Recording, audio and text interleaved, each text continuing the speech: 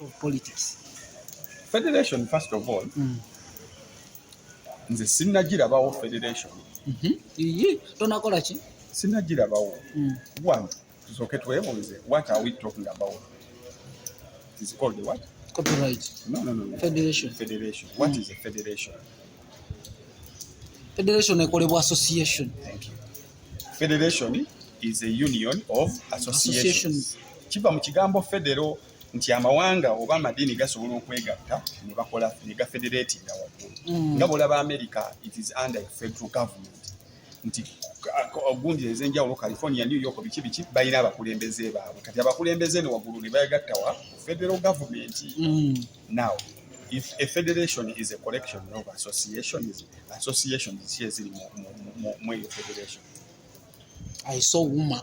Mweri Sindi wamulabye yo inayo wamulabye? Ndaba fina masanyalazi. Sindi ya president wa. Sindi namulaba yo lumu one day. Nagamba ki? Ali part of the federation. I've never had her reaction. Mu omwo mwandibaddemu abakulembeze ba umma. Sindi nga ali presentinga. Mwandibaddemu bana ba Kamuta Kadongo Kamu Association. Yes. Mwandibaddemu producers.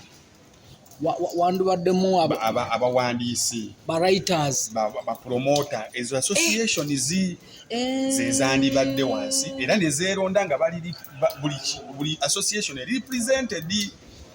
Kati abakulembera federation bakiikirira associations ki? Kibakiikirira association ki? Wama had Nashwana nga complaining, where is producers? Bali wano Kampala, bonna bakulembeze be Kampala. Uganda, bagita sima Uganda Bichi Federation. Abengulu ani akiikirira abengulu. Association zeyo waggulu ani azike. So, tesobola kudiscussinga ku kintu kitaliiwo. Tekiriiwo. Anze kunze tekiriiwo. Kujjako nga bamaze okunnyonnyola tuyina eno association neno. Then now I can start discussing them. Naye tosobola kuŋŋamba nti discussing enzaala y'omwana ng'ate olubuto teruliiwo, omukazi tali lubuto. Kana Kambata is saying he's here to fight for the industry because babonyebonye nnyo ne Abdulmulasi yennyine yakuba ebisaawe. Kenzo yagamba tetunakola na Abdulmulasi byakoze. Niyo olaba essaawa zino izia bayinza oba bagenda na mugoba mu nnyumba. Kimbuuza ani akugambye nti Abdulmulasi kimugobya mu nnyumba copyright? Nemwe lwaki mubuzaabuze kwa mu music we teyamufunamu. Ani akugambye teyamufunamu? Kenzo yayogerera yennyini. Muddeyo musome bulungi ku byafaayo. Naffe tulaba kati tutangazeeko kye tutamanyi. Yes, tutangazeeko kye tutamanyi. Abdulmulasi is saying teyafuna mu ndongo. Kusanga ekikoola nga kya yellow. Tikiseeza tekibeerako kya green. Otegedde? Genda oddeyo osome ebyafaayo bya industry. Abdulmulasi wakati wa 2022 yayimbiranga ssente mmeka? Kyogamba ezo ssente baamuteega ne bazimubbako. Ssente yazikozesa bubi. Ekyo jja kimubuuza. Copyright toddira abantu Mukama batadde mu mbeera olwo eryawe teyagaza mu byenfuna. Omanyi copyright njagala. Naye saagala ate gibanja nga ngiwaayiriza. Okitegedde bw'ogamba nti nno Abdulmulasi, Fred Sebatta abo ba legend alaba nti embeera gye balimu eyo okuba tebalina ssente bwabutabawo bwa copyright ekyo oba olimbye. Nti ebbanga lye baayimbira Abdulmulasi yakubanga bisaawe. Ani yamuyimbiranga ezo ennyimba ze mu ebyo bisaawe. Era ani yali yamusoloolezanga. Era ssente ze yasoloozanga. Kiki ekyazituukako? Walimu akakigo yakuba Namboole Dokita. Yali gunta kuba Namboole Sebatta yakuba na kivu. Ate Abdulmulasi yakuba kisaawe ki? Yatumbula ng'eyo ng'akuba bisaawe. Ng'abikuba. Kati wano kankubulireko okujjako omuntu ng'anaaba akubindi. Wano mu Central tewali muntu yafuna ttutumu nga Abdulmulasi. Ebyaddala. Taliiwo ne kaabe kamini. Abdulmulasi. Eryo ettutumu ng'alifunamu ne ssente. Thank you very much. Genda obabuuze. Kyogamba ezo ssente copyright yajja n'ezimubbako. Tubanje copyright nga tetugiwaayiriza. Mukulu Fred mukadde wange Sebatta nsaba Mukama amutereereze embeera y'ebyenfuna. Nesi copyright yamutuusa tugambe bugambi nti omuyimbi singa aba sente zasoloozezza zibamuwadde oluusi zitagadde nga bwe zitagala wonna ne zimufaako mu mbeera oba azikozesezza bubi ne zimufaako oba azidiibuuze ne zimufaako asigale ng'eno asobola okunogayo kasente akalala okitegedde nti essaawa zino kankubuuze Alien Skin ayimbira sente miliyoni emu ku emu kitundu bbiri emu kitundu 82 tumuteeke ku emu ekitundu nze ezigwa wakati awo mbuulira essaawa zino Alien Skin alina olunaku lwatalina kifu. By the way, these days omusajja ali busy. Asolooza sente mmeka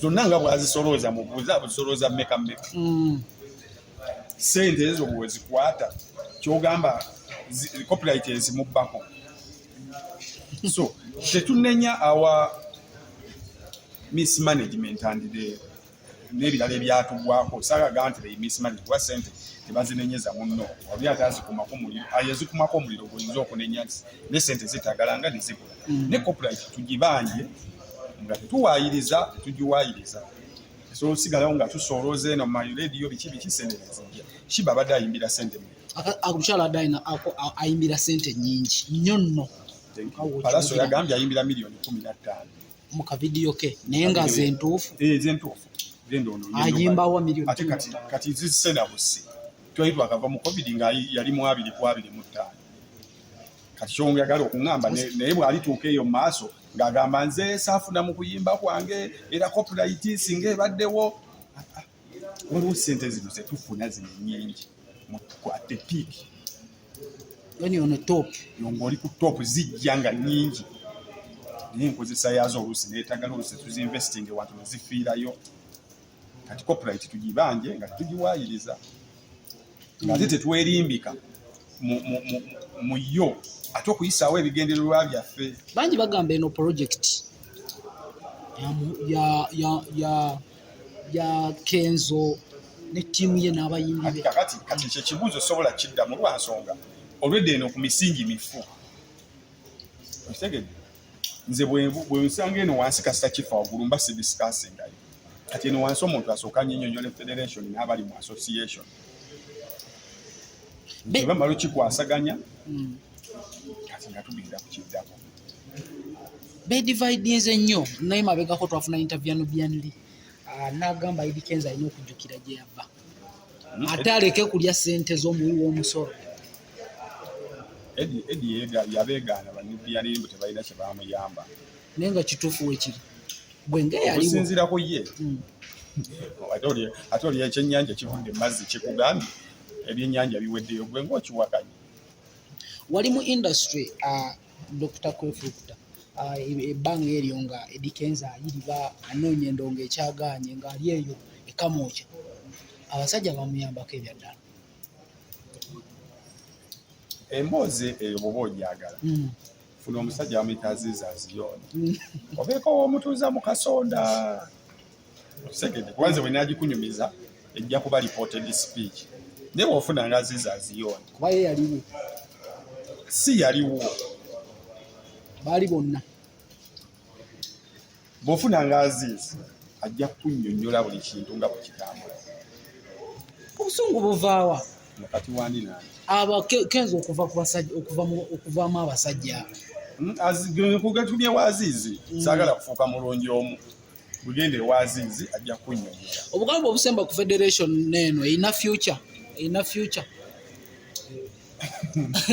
kuba kozi wangambye mbu omusingi mufu omusingi gwe bagukoledde mufu bo bennyini essaawa zino bali mu kweyuza bezzeno bezzeri omusingi gwo mufu ebibagatta bitono ku bibaawula ekibagatta kiri kimu nti bonna bayimbi ebibaawula bingi ti n'abamu tubamanyi bali ku federation okwo just makwekansamu naye bamaze ebbanga nga tebakolagana tebabeera affected kuba buli muntu avaayo n'asala ensalo n'alaga abali nti ndi mukolagana na gavumenti kiba yavaayo n'agamba we need to work with the government babeera affected mu bivulu byabwe nga bwolaba muganda waffe Ronald Mayinja bigayi yabonaabona ensi yakatandika omwaniriza ku stage tebabeera affected abayimba abo nga omanye DSE Kampala ye Uganda ku ntunda gye batundamu ekintu kyabwe bwe banakitunda nga balaga nti bo bali political si political omanyi industry eno abantu bagibeereddewo abantu babeereddewo n'olulaba bakyawa abayimbi abantu balera omuyimbi okuva nga talina luyimba ng'akuba ndiyoki paka ng'afuuse w'amaanyi n'abajja ku 2,000 oba misa kyalina oluyimba baluyita bawagizi bange alinamu layini egamba abaana bange mubaweeredde nti be bakuwagira kati bwe batuuka nga balina nabo ebizibu byabwe beetaaga nabo babeererewo nti oyogere nti tebalina nguudo oyogere nti tebalina ddagala mu malwaliro oyogere nti embeera si nnungi emisolo giri waggulu gwe bw'osalawo n'osirika n'ogamba kyekikukyaya si gwe byokola bintu ekikukyaya what is your voice towards ebibanyiga bwe wali onyigirizibwa ng'oyagala bajje mubivululeike saawa zino they are suffering you are keeping quiet you are saying you are not political who is not political who is a politician who is a leader buli muntu omukulembeze a leader is anyone who can influence people's opinions anyone who can influence people's opinions is a leader ontege kati bw'obanga oyina aisaawa zino alien skin is a leader fefe buse mukulembeze kubanga bw'oyogera ekintu waliwo bw'okyusa mayindi okitegedde so toddawo n'ogamba nze siri muna byabufuzi siri bya mukulembeze the moment ne bw'oba waka wammwe nga gwe baaba weewako bamukulembeze kati gwe omukulembeze mu music abantu gwe bataddeyo waggulu bakugamba muganda waffe embeera si nnungi tusaba oyogere kino ogamba ffe naffe twagala mugabo gwaffe ng'abayimbi so I urge you musooke mwekube mu ttooki abantu bano temubasamba abantu ba wansi temubasamba always let your voice be counted be heard bwe baba balina embeera nabo gye bayitamu tobeera obeezaawo buli story ejja twayingira mu COVID-1 entertainment industry abayimbi ne babanga nti bo bekka be bakosebwa COVID essaawa zino Katonga yayabise bwe yayabise omanyi abaana b'erukaya baafiiriddwa ssente wawuliddeyo omuyimbi ayogera ku baana b'erukaya nti bane gavumenti tusaba mubadduukirire bakole nabo fayiro ate nga abaana abava e Masaka bangi abava e Masaka lukaya awo abaana olutindo lwagenda oggwamu nga waliwo abasuubudde enkoko zaabwe abeewozerooni bali mu loosi naye teri muyimbi n'omu yavuddeyo kugamba nti naye tudduukiddeko ku baana abayokya obunyama erukaya tegedde teriyo yavuddeyo yadde kuyisaamu ddoboozi nga bwe beeyisizaamu bannange twafiiriddwa era tusaba tutaddeyo fayiro zaffe mutuwagire era essaawa zino tusaba abantu mujje mutubeererewo bwe batajja mu bivvulu nga muyomba musirise essaawa zino abaana b'erukaya embeera mbi era nze wensabira gavumenti nga bwe mwayamba abayimbi mu COVID abaana b'erukaya abo abatunda enkoko nnyama buki mubayitemu sindikeyo basente bazibawola mubayambe nga bwe mwayamba abayimbi